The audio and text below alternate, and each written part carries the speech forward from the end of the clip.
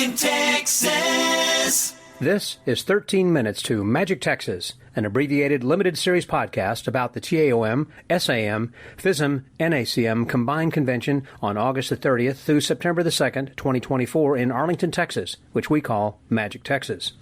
Every 2 weeks we will post a new episode with new information, updates, and announcements about Magic Texas.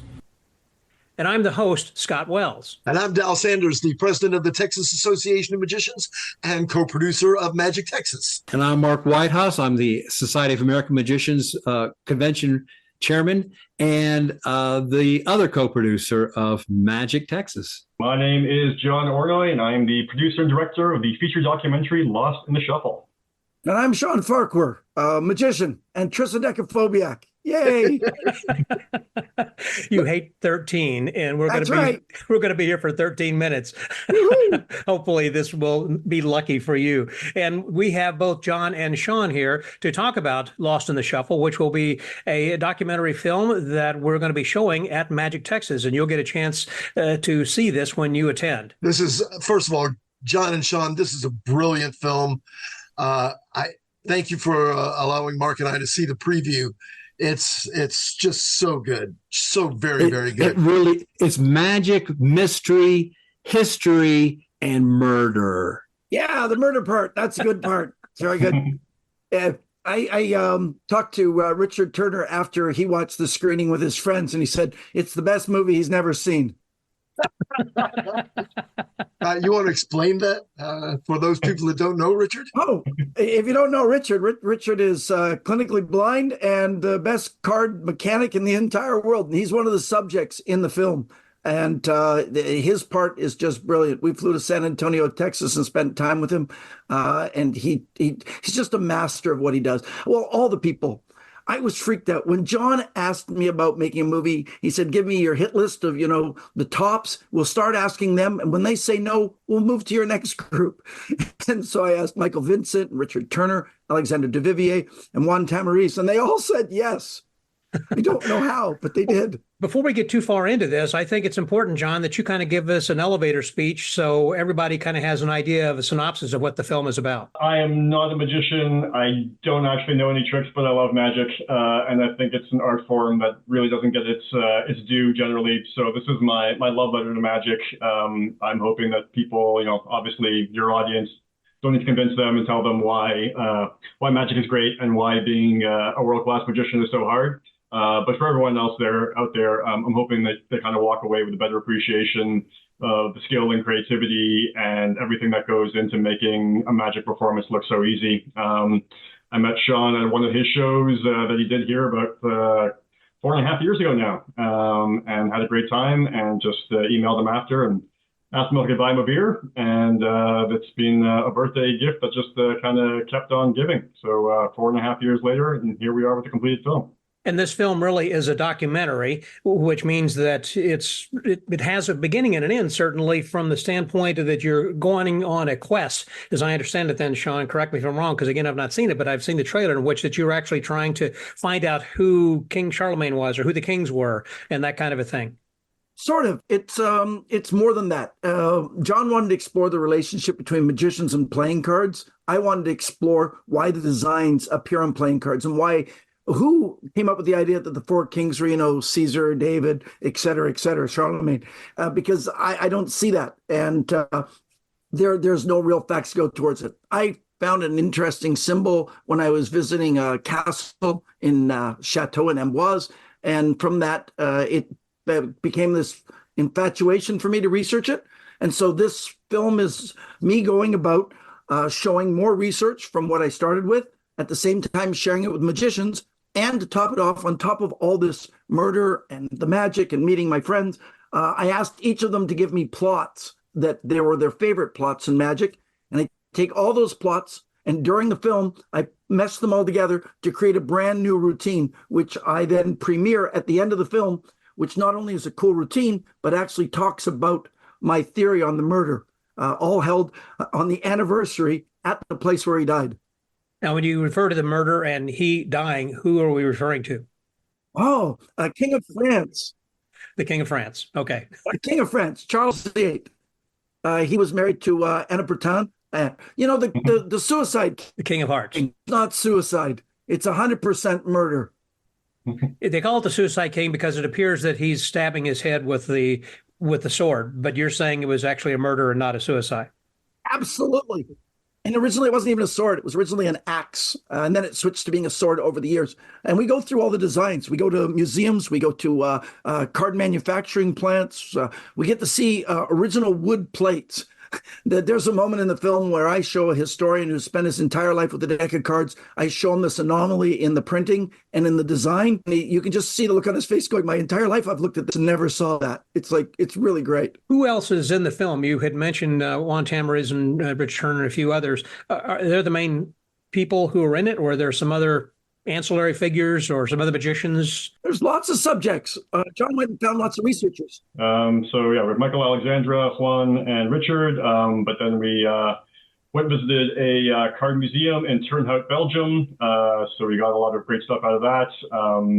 We visited a couple of key sites to our story in France. So in total, Sean and I hit 10 cities in 6 different countries, covering about 27,000 kilometers of travel. So it was a real adventure getting out there and actually getting everything on camera. And a lot of it by car because there were strikes. I know this was crowdfunded also, that you had gone out to try to solicit funds from the whole community. I'm sure that you got a good outpouring from the magic community for this film. Yeah, it was pretty incredible.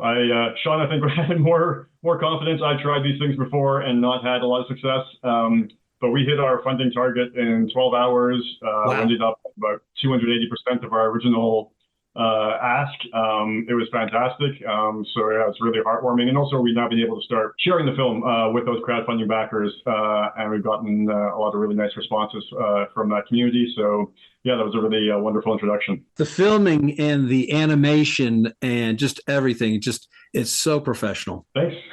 So tell me something about some of the places you're going to be showing this. I understand there's going to be a documentary festival or a Docs Fest that you're going to be having this appear soon? Yeah, our world premiere is in just over a month at Hot Docs in Toronto, which is like the one of the top three doc festivals in the world, and we are a special presentation, so that's really wonderful. So if anyone's going to be in Toronto, April 29th at 5:15 and May 1st at 8:15 at the Lightbox Theater, Sean will be performing after the screening on the 29th. If anyone happens to be in Toronto, we'd certainly love to see you out. I think, Dal, this is a great idea. You were the one to kind of put this together. How did that come about from your standpoint? Well, Scott, it actually started with you. John and Sean reached out to you for the TAOM in Houston last year, and you weren't going to be able to fit it in. So you asked me if I was interested, and I called Mark, and Mark said, "Yeah, let's show the little preview. What was that? A 5-minute trailer? We sent along a little sample scene."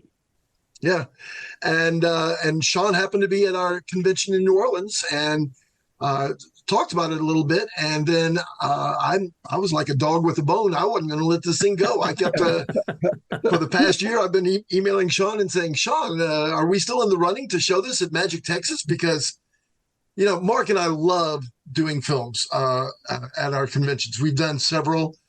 When they redid the Houdini film, we showed that at, what was that, Philadelphia or which convention? I can't remember. But yeah. John, I'm sorry, Mark and I have enjoyed this for a long time. Sean and I have been friends since 1952 and forever. And just the whole idea of Sean talking about card magic, John, your editing and your putting together was brilliant. But Sean, I've got to tell you, the camera loves you. Your sincerity comes through, and it's just you're just fun to watch. I mean, you did that short thing for The World Needs Magic a couple of years ago, and it's still our number one most watched video. And just, you are so great to watch on film and in person too, of course. But like I said, the camera loves you. It's just amazing. I think that only works when I'm being authentic. I've seen me act, and I'm not very good at acting. If I'm authentic, I'm just fine, I guess. When I you were can't when you were think the of it. I female watched you Ninja act Turtle, riding a bicycle. Yeah. Yeah. I look better as a Ninja Turtle than I do actually. Yeah. I've tried acting a few times and all of it was really bad. John and I are now working on an idea for a television show, and we got to make it very authentic because I can't act. I've already figured that out. so this film again will be shown again. It's going to be at the Magic Texas convention, and after that, where will people be able to access this? Is this something you're going to take to Netflix, maybe, or will it be a DVD like next year in 2025 or something? Or No, I'm working right now on a little kind of theatrical tour of the U.S. So the plan is to play 5 cities that would culminate with your event on the Labor Day weekend. So current plan is to have screenings in L.A., San Francisco, Chicago, New York, and Dallas. So we'll do a little kind of 2-week run where Sean and I will be traveling with the film. And so that'll be a lot of fun. And then the film will be available on VOD after that, beginning of September. Where exactly those channels will be, I'm not certain yet because we're still working on putting that together. But yeah, we're definitely looking forward to hitting the road and sharing this with everyone, and then making it available widely beginning of September this year. so whenever people come to see this at Magic Texas, they're not going to be able to buy a copy of the DVD or to buy a video on demand. At Magic Texas, basically, for people coming to other screenings, we'll have to wait, a week or so. But I think for Magic Texas, it'll probably be like within a day of seeing it there, you'll be able to buy it. And you'll both be there to answer questions too, right? Yeah, I'm excited by that. I like the idea of the Q&As in a film kind of situation because I know that people will have questions, and because it kind of goes against what you've seen in a deck of cards and everything we've been taught. So are you going to perform the composite trick live? I mean, we'll see it on the film, but That's a good question. Never thought about doing it at the event, but yeah, maybe. I love the routine, and it's great.